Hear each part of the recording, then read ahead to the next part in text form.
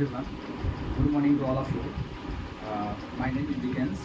जैसा कि आप लोग जानते हैं कि हम लोग जब बीपीएससी का प्रिपरेशन कर रहे थे उसमें हम साथ में प्रिपरेशन कर रहे थे। मैं कुछ वीडियो बना रहा था आप लोग के हेल्प के लिए, और एक्चुअली मैं बीच में कुछ दिन के लिए कोई वीडियो नहीं ला पाया due to some personal reason. I was busy in some of my personal work, so मैं कोई भी वीडियो नहीं ला पाया हूँ। आज से एक्चुअली मैं फिर से स्टार्ट कर रहा हूँ वीडियो। ये वीडियो आप लोगों को कोई भी कंपटीशन, जनरल कंपटीशन अगर तैयारी कर रहे हैं, जैसे बीपीएससी, बिहार दरोगा और बीपीएससी का जो टीचर वाला जो वैकेंसी आया है उसमें भी आप लोग इसका मतलब हेल्प ले सकते हैं। तो इस तरह का जनरल कंपटीशन, कोई भी जनरल कंपटीशन का तैयारी कर रहे हैं तो वहाँ पे हिस्ट्री, ज्योग्राफी, पॉलिटी, इकोनॉमी पूछता ही है, और उसी का मैं धीरे धीरे करके डेली करके मैं कुछ वीडियो लाता जाऊँगा। और मेरा ये प्रयास होगा कि जो भी वीडियो आए ज़्यादा ना हो, 15 मिनट के अंदर में ही मैं सारा वीडियो को मैं ख़त्म कर दूँगा। मेरा ये टारगेट रहेगा। फिर जब सारा वीडियो ख़त्म हो जाएगा उसके बाद फिर सारा वीडियो को मैं कंबाइन करके मैं एक वीडियो आप लोग को दे दूँगा, ताकि एग्जाम से पहले वो बहुत हेल्प हो सके। अभी मेरा सोर्स क्या रहेगा, अभी बेसिकली जो बीपीएससी का ट्रेंड देखा गया है कि जो मोस्ट ऑफ द क्वेश्चन जो है वो लूसेंट से ही कहीं ना कहीं से आता है, डायरेक्टली और इनडायरेक्टली। बहुत से तो बुक लिस्ट ऐसे होते हैं, बुक का ऑथर का नाम या बुक का नाम या कोई ईयर पूछ लिया, जो डायरेक्टली सिर्फ लूसेंट में ही मिलता है, बुक पढ़ने के बाद नहीं। अगर आप हिस्ट्री पढ़ेंगे, मॉडर्न इंडिया पढ़ेंगे, उसमें एनसीईआरटी पढ़ेंगे या फिर जो स्पेक्ट्रम का बुक आता है वो सब पढ़ेंगे, तो उसमें बहुत सारी चीज़ नहीं, मतलब आपको डायरेक्ट फैक्ट के रूप में नहीं मिलेगा, लेकिन वो लूसेंट में दिया हुआ है कहीं, वो डायरेक्ट पूछ लेते हैं एग्जाम में लोग। तो इसलिए मैं ये वीडियो लाया हूँ। अभी ये पहला वीडियो है, इसमें मैं ये कोशिश किया हूँ कि मैं एंशिएंट इंडिया का सारा टाइमलाइन मैं आप लोग को क्लियर करवा दूँ। इसके बाद एंशिएंट इंडिया का धीरे धीरे करके 4-5 लेक्चर में मैं धीरे धीरे एंशिएंट इंडिया खत्म कर दूंगा। 15-15 मिनट का लेक्चर होगा, ज़्यादा नहीं होगा, इससे ज़्यादा नहीं होगा। इसके बाद फिर मॉडर्न इंडिया का ऐसे ही एक टाइमलाइन आएगा, मेडिवल इंडिया का टाइमलाइन आएगा, फिर मॉडर्न इंडिया का टाइमलाइन आएगा, और उसका फिर उसका टॉपिक जो अंदर का टॉपिक है वो धीरे धीरे करके कुछ लेक्चर्स में खत्म करता हूँ। तो ज़्यादा डिस्कस ना करते हुए मैं टॉपिक पर आता हूँ। अब देखते हैं हम लोग कि हम लोग एंशिएंट इंडिया के बारे में, हम लोग एंशिएंट इंडिया में हम लोग क्या क्या पढ़ते हैं। एंशिएंट इंडिया में हम लोग, जैसे कि आप लोग सारे जानते हैं कि हम लोग स्टोन एज से हम लोग पढ़ते हैं ना, तो स्टोन एज से पढ़ते हैं, स्टोन एज पढ़ते हैं, इसको लिथिक एज भी बोलते हैं। लिथिक एज के बाद आता है आपको चाल्कोलिथिक एज आता है, जिसमें कि हम लोग कॉपर का यूज करते हैं। लिथिक एज में क्या होता है, जिसमें स्टोन का यूज करते हैं। इसके बाद आता है चाल्कोलिथिक एज आता है, इसमें हम लोग क्या करते हैं, कॉपर का यूज करते हैं। उसके बाद क्या आता है, उसके बाद आता है आयरन एज आता है। तो सबसे पहले लिथिक एज के बाद चाल्कोलिथिक एज के बाद फिर क्या आता है, आयरन एज। इस तरह से आता है ना। लिथिक एज को फर्दर तोड़ते हैं हम लोग पैलियोलिथिक, मेसोलिथिक, नियोलिथिक। पैलियोलिथिक मतलब क्या हो गया, पैलियोलिथिक मतलब हो गया जो कि सबसे पुराना जो स्टोन एज है, वो क्या है, 10 लाख सोचिए, 30 लाख से लेकर के 10,000 बीसी तक इसको बोलते हैं हम लोग पैलियोलिथिक बोलते हैं। उस प्रकार से 9,000 बीसी से 4,000 बीसी तक बोलते हैं मेसोलिथिक। 7,000 से लेकर 1,000 तक बोलते हैं नियोलिथिक। इसका फीचर्स क्या था, पैलियोलिथिक में हम लोग बेसिकली हंटिंग करते थे, हंटिंग और फूड गैदर करते हैं, हम फूड गैदर करके खाते थे, हंटिंग करके मार के खाते थे। मेसोलिथिक में क्या हो गया, मेसोलिथिक में हो गया कि हम लोग हंटिंग तो करते थे लेकिन हर्डर बन गए। हर्डर में तो बहुत से जानवर को लेकर के पालतू बनाना चालू कर दिए, उसको लेकर के घूम के उसको चराने लग गए, यहाँ से वहाँ जाकर चराते थे। इस तरह से हंटिंग के साथ साथ हर्डर भी हो गए। उसके बाद नियोलिथिक में हम लोग देखते हैं कि फूड प्रोड्यूसर बन गया है। नियोलिथिक में हम लोग क्या हो गए, फूड प्रोड्यूसर बन गया। यहाँ पे हम लोग क्या किए ना कि एक प्रॉपर प्लेस पे हम लोग अपना एबोर्ड बना दिए, मतलब घर बना के हम लोग रहने लग गए यहाँ पे, ठीक है। यहाँ पे हम लोग क्या करने लगे, यहाँ पे हम लोग एनिमल हस्बेंड्री करने लगे,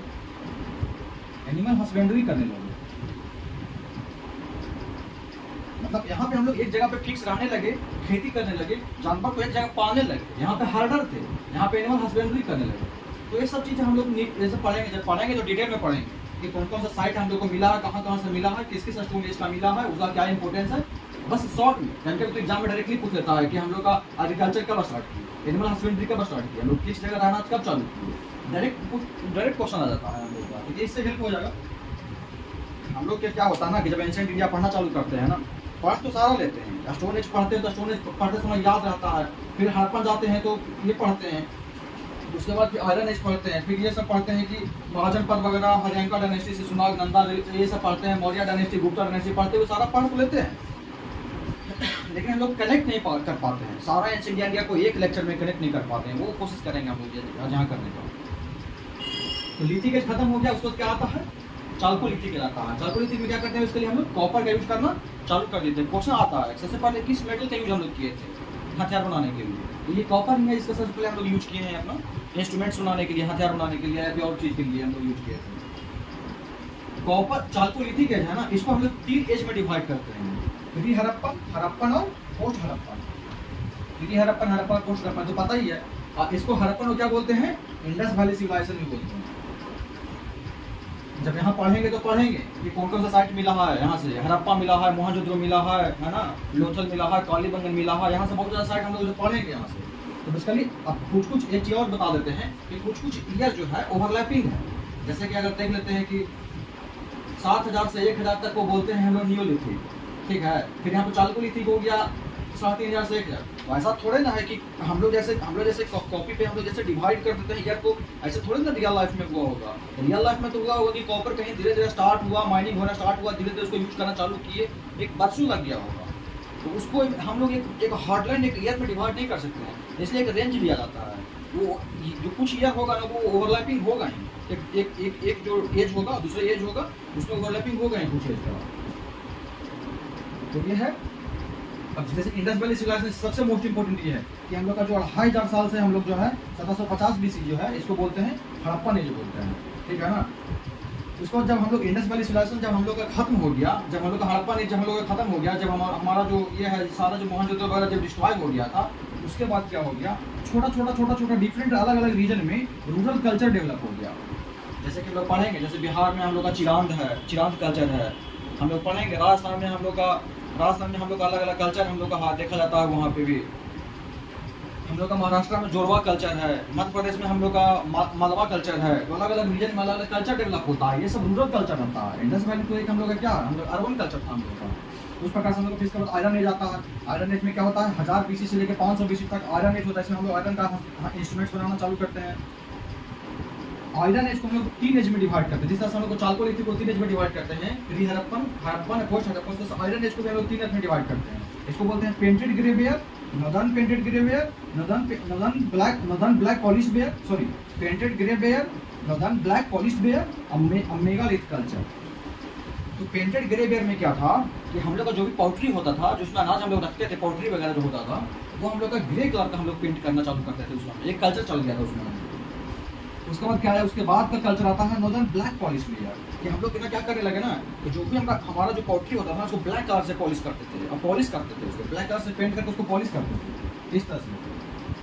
उसके बाद फिर megalith culture of south India. इसमें क्या था ना कि हम लोग का जो भी मतलब कि जो आदमी कोई मर जाते हैं तो उसको जो दफनाया जाता है ना, तो उसमें हम लोग वहाँ पे क्या होता था, बड़ा बड़ा स्टोन का यूज होता था। मेगा मतलब होता है ग्रेट, विशाल, और लिथ माने स्टोन। तो बड़ा बड़ा स्टोन का यूज करके हम लोग क्या बनाते थे, फ्यूनरल्स जो होता है, जो बड़ा जो कहीं दफनाते हैं तो उसको बड़ा बड़ा स्टोन के रूप में बनाते थे। तो उस कल्चर को बोलते हैं मेगालिथ कल्चर। इसके लिए साउथ इंडिया में मिलता है ये, इसलिए इसका नाम इसलिए बोलते हैं कि साउथ इंडिया का ये कल्चर है। उसके बाद वैदिक कल्चर आता है। तो वैदिक कल्चर हम लोग 1500 से हम लोग 600 BC के हम लोग लेते हैं वैदिक कल्चर। वैदिक कल्चर क्या हुआ था, आयरन एज के बाद, ध्यान दो, लिथिक कल्चर, ठीक है ना, या स्टोन कल्चर, इसमें तीनों आ जाएगा। उसके बाद आएगा चाल्कोलिथिक कल्चर, ये 1 नंबर में लिथिक कल्चर, 2 नंबर में चाल्कोलिथिक कल्चर, इसमें भी तीनों आ जाएगा। ये pre Harappan, Harappan, post Harappan. Question आ सकता है कि हड़प्पन एज किस कल्चर का पार्ट है, चाल्कोलिथिक कल्चर का पार्ट है। तीसरा में हम लोग का आता है आयरन एज आता है हम लोग का, ठीक है ना। दूसरा आता है हम लोग का वैदिक कल्चर। मतलब वैदिक कल्चर ऐसे कह सकते हैं, क्या होता है ना कि जब आयरन एज के बाद हम लोग का वैदिक कल्चर आता है, तो वैदिक कल्चर में जो स्टार्टिंग वाला जो रहता है, जैसे 1500 से 600 BC को हम लोग बोलते हैं वैदिक कल्चर। तो 1500 से 1000 BC इसको तोड़ दिए, 1500 से 1000, 1000 से 600। तो 1500 से 1000 वाला जो BC है इसको अर्ली है, ये लेटर का पार्ट हो गया। इसको बोलते हैं अर्ली वैदिक पीरियड, इसको बोलते हैं लेटर वैदिक पीरियड। इसको ऋग वैदिक पीरियड भी बोलते हैं। क्यों बोलते हैं, क्योंकि ऋग वेद का यहीं पे लिखा गया था, ऋग वेद यहीं लिखा गया था। बाकी जो 3 वेद है ना, सामवेद, यजुर्वेद, अथर्ववेद, ये लेटर वैदिक में लिखा गया था, इसलिए इसको लेटर वैदिक बोलते हैं, या ऋग वैदिक बोलते हैं, क्योंकि सामवेद में लिखा गया था। उसके बाद हम लोग का आता है क्वेश्चन कैसे आएगा बताते हैं। क्वेश्चन आएगा कि हम लोग अर्ली वैदिक कल्चर में हम लोग आयरन का यूज करते थे, अब सही है या गलत है। तो हम लोग कहीं नहीं पढ़े तो गलत मार देंगे या कुछ सही मार देंगे, रैंडमली गेस करके चले जाएंगे।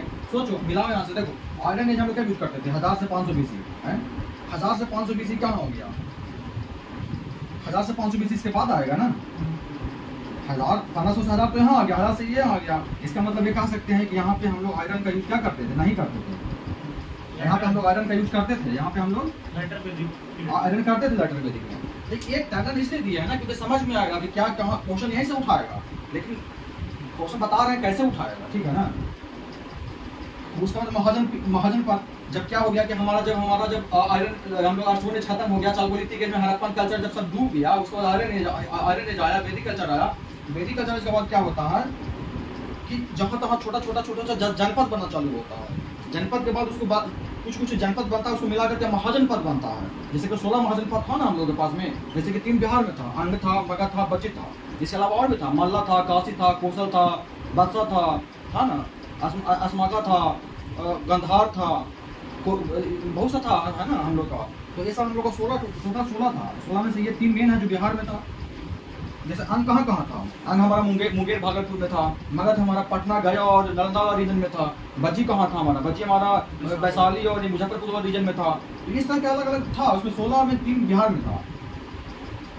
डिटेल देखेंगे जब पढ़ेंगे तो, अभी बस हम लोग शॉर्ट में देख रहे हैं ताकि हम लोग को एक टाइमलाइन दिमाग में क्लियर हो जाए। इसके बाद आता है हम लोग का हरियांका डायनेस्टी। तो हरियांका डायनेस्टी में क्या होता है, हरियांका डायनेस्टी हम लोग का 544 से 412 रहता है। इसमें कौन कौन सा रहता है, इसमें हम लोग का कौन कौन सा आता है, इसमें बिंबिसार आता है ना, इसमें बिंबिसार आता है। बिंबिसार के बाद कौन आता है, अजातशत्रु आता है। इसमें तो कौन आता है, उदयन आता है, यही सब आता है। ये उदयन ही तो है जो पटना का स्थापना किया था। ये अजातशत्रु ही तो है जो अपने बाप को मार करके अपना राज हासिल किया था, ठीक है ना। ये बिंबिसार ही तो है जो कि काशी को दहेज में लिया था। कौशल का राजा प्रसेनजीत की बहन से शादी किया था और दहेज में लिया था काशी को। अजातशत्रु ही तो है जो बच्ची को अपने छल से हड़प लिया था। अजातशत्रु ही तो है जो अपने बाप को मार दिया और अपने मामा जी जो प्रसेनजीत थे, इसके मामा जी प्रसेनजीत को लड़ाई के लिए उकसाया और काशी को फाइनली पूरे रूप से हथिया लिया। और यही तो है जो कि बच्ची को छल से हड़प लिया, अपने राजा को भेज, अपने मंत्री को भेज करके। और उदयन है जो इसका मतलब कि उदयन है जो पाटलिपुत्र का स्थापना किया था, आप कैपिटल को शिफ्ट किया था। ये पूछता है ना क्वेश्चन, सर। शिशुनाग डायनेस्टी इसके बाद पढ़ेंगे। इसका क्या होता है ना कि इसका जो लास्ट रूलर होता है हरियांका डायनेस्टी का, जो नाग दशक होता है, उसको नाग दशक को मार देता है। शिशुनाग जो है ना मार देता है, शिशुनाग डायनेस्टी का स्थापना करता है, ठीक है ना। ज़्यादा डिटेल में पढ़ेंगे बाद में। उसके बाद नंदा डायनेस्टी। नंदा में सबको पता होता है कि नंदा में महापद्म नंद आता है। उसके बाद धनानंद आता है। धनानंद ही तो है जो मूर्ख राजा था, जिसको कि चाणक्य, ये क्या बोलते हैं, चाणक्य या कौटिल्य जो है कि इसको मतलब कि उसी डायनेस्टी में सिकंदर अटैक किया था उस समय। हाँ, सिकंदर भी कह सकते हो, सिकंदर भी इसी समय अटैक किया था। सिकंदर ही समय अटैक किया था, लेकिन वो अपना रीजन से चला गया था। 326 ईस्वी में सिकंदर अटैक किया था। जो पोरस थे, जो कि पोरस के साथ लड़ाई हुआ था उनका, तो फिर सिकंदर भी माना था कि हाँ पोरस भी बहुत महान लीडर है, क्योंकि अंतिम तक वो हार नहीं माने थे। और फिर जब वो क्या होता है, झेलम के पास लड़ाई होता है, उसको बोलते हैं कि battle of Vitasta, battle of Jhelum बोलते हैं ना उसको, battle of Jhelum, battle of Vitasta, इसको इसी को तो बोलते हैं। तो सिकंदर आया था, लड़ाई किया था। उसके बाद 325 ईस्वी में वो वापस जाना चालू हो जाता है। 323 ईस्वी में जब बेबीलोनिया पहुंचता है तो उसका डेथ हो जाता है ना। नंदा डायनेस्टी के पास में पढ़ेंगे ये सब। इसमें फिर हम लोग रिलीजियस मूवमेंट देखते हैं। रिलीजियस मूवमेंट में जैसे 600 से 420 के आसपास हम रिलीजियस मूवमेंट देखेंगे। इसमें क्या होता है, बेसिकली बुद्धा के बारे में और महावीर के बारे में पढ़ेंगे, बुद्धिज्म और जैनिज्म के बारे में पढ़ेंगे, ठीक है ना। दे दिए टाइमलाइन दे दिया कि कब जन्म हुआ था, कब उनका डेथ हुआ था, दोनों का। उसके बाद फिर आता है हम लोग मौर्य पीरियड। मौर्य पीरियड में क्या पढ़ते हैं हम, 322 से 185 इसमें पिस्तल क्या पढ़ते हैं, चंद्रगुप्त मौर्य के बारे में पढ़ते हैं, बिंदुसार के बारे में पढ़ते हैं, अशोक के बारे में पढ़ते हैं ना। यह अशोका ही तो है ना जो कि कलिंग का युद्ध लड़ता है। कब लड़ता है, 261 ईस्वी में। कलिंग का कब लड़ता है,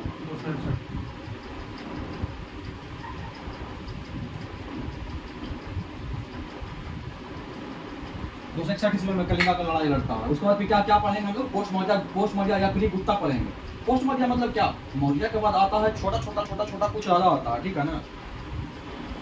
मौर्य के बाद छोटा छोटा कुछ राजा आता है। उसके बाद फिर आता है हमारा फिर केवल गुप्ता आता है एक ही बार इसके बाद। लेकिन गुप्ता के बाद मौर्य के बाद गुप्ता के पहले कुछ जो रूलर आते हैं, एक जो रूलर आते हैं, कुछ नेटिव रूलर आते हैं, कुछ फॉरेनर आते हैं, अटैक करते हैं। तो जब मौर्य जब खत्म हो जाता है, उसके बाद पोस्ट मौर्य या प्री गुप्ता, इस समय में चलता है नेटिव रूलर जो होता है, जैसे सुंगा हो गया, कलवा हो गया, सतवाहना हो गया, छेदी हो गया, ठीक है ना। ये सब नेटिव रूलर है। जैसे फॉरनर में देखेंगे कि इंडो ग्रीक है, सकास है, पार्थियन है, कुषाण है, ये सब फॉरनर है। अब जैसे कहेंगे कि सुंगा, तो सुंगा का कैपिटल कहाँ था? विदिशा, जो एमपी में पड़ता है, ठीक है। कनवा का कहाँ था? पाटलिपुत्रा। कैपिटल सतवाहना का कैपिटल कहाँ था? प्रतिस्थाना, जो महाराष्ट्र में आता है। छेदी का कहाँ था? कलिंगा। कलिंगा कहीं का था ना, ये छेदी जो था। ये ग्रेट रूलर कौन थे? जैसे कि पुष्यमित्र शुंग थे, जो शुंगा डायनेस्टी के मेन रूलर थे, ठीक है ना, जो स्थापना किए थे, इसका एस्टैब्लिश किए थे। वसुदेव था जो कनवा का था। और सतवाहना का फाउंडर कौन था? सिमुक था। क्वेश्चन डायरेक्ट आता है कि कैपिटल कहाँ था, आमिर फाउंडर कौन था, डायरेक्ट क्वेश्चन आता है।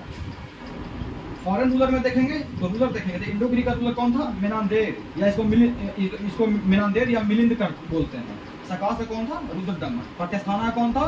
गोंडाफरेनिस। अब कुषाण में कौन था? कनिष्का। कनिष्का तो सब लोग जानते हैं। तो अभी बस एक टाइमलाइन दे दिए हैं, बाद में बताएंगे तो पढ़ाएंगे तो बताएंगे कहानी वगैरह कैसे क्या हुआ। उसके बाद संगम। संगम मतलब साउथ का हिस्ट्री। साउथ का हिस्ट्री क्या है? एक चाव बता देते हैं। साउथ इंडिया में चालकोलिथिक एज आया ही नहीं। साउथ इंडिया में जैसे कि हम लोग का क्या है, चालकोलिथिक एज के बाद हम लोग लिथिक एज के बाद हम लोग चालकोलिथिक एज आता है, चालकोलिथिक के बाद हम लोग आयरन एज आता है। लेकिन साउथ इंडिया में लिथिक एज के बाद डायरेक्ट हम लोग आयरन एज चला जाता है। वहाँ पे कॉपर ऊपर का एज आता नहीं है, यानी कि बीच वाला एज जो है ना, ये नहीं आता है, ठीक है ना। उसका हम लोग संगम पढ़ते हैं, जिसमें चेरा चोला पांड्या के बारे में कहानी पढ़ेंगे। फिर गुप्ता पढ़ेंगे, तो गुप्ता में 319 से 540 ईस्वी के आसपास की कहानी पढ़ेंगे। इसमें सबसे पहले चंद्रगुप्त मौर्य आते हैं। चंद्रगुप्ता फर्स्ट आता है, उसके बाद समुद्रगुप्त आता है, उसके बाद चंद्रगुप्त सेकंड आता है, इसको हम लोग विक्रमादित्य भी बोलते हैं, ठीक है ना। उसके बाद कुमारगुप्त आता है और अस्कांदगुप्त आता है। अस्कांदगुप्त ही तो है जिसके सामने हुन अटैक कर रहे थे, ठीक है ना। क्वेश्चन डायरेक्ट आता है। समुद्रगुप्त को इंडियन नेपोलियन बोलते हैं। उसके बाद फिर हम लोग गुप्ता के बाद फिर इतना कहानी फिर खत्म हो जाता है। मेन गुप्ता इतना ही रहते हैं। उसके बाद फिर सब स्मॉलर उसका फ्यूडेटरीज वगैरह आ जाता है गुप्ता का। उसके बाद फिर पोस्ट गुप्ता देखेंगे हम लोग। पोस्ट गुप्ता को बेसिकली जो मेन है ना, वो वर्धन डायनेस्टी ही मेन है। पोस्ट गुप्ता में वर्धन डायनेस्टी ही था, जिसको पुष्यभूति डायनेस्टी बोलते हैं। ये क्या था? पुष्यभूति जो है ना, पुष्यभूति जो रूलर का नाम है, उन्हीं के नाम पे पुष्यभूति डायनेस्टी पड़ा है, जो इस्टेब्लिश करते हैं पुष्यभूति डायनेस्टी को या वर्धन डायनेस्टी को। स्टार्टिंग में कैपिटल कहाँ रहता है? थानेश्वर। लेकिन बाद में कैपिटल शिफ्ट हो जाता है कन्नौज। कन्नौज शिफ्ट क्यों करता है? हर्षवर्धन शिफ्ट करता है। याद करो, हर्षवर्धन की बहन थी ये, राजश्री या कुछ नाम था शायद। जो राजवर्धन जो मतलब कि जो थे ना, मतलब उनकी बहन के जो हस्बैंड थे, उनको मार देता है। तो मार करके शशांका मार देता है। और मार करके वो क्या करता है ना, मार करके हथिया लेता है कन्नौज को। तो क्या करता है कि मार करके और उसको रीजन को हथिया लेता है इसकी सिस्टर का। तो फिर वो इसकी सिस्टर जो है भाग जाती है जंगल में, जो विंध्या का जो रीजन है ना, एमपी के आसपास कहीं बीच में भाग जाती है जंगल में।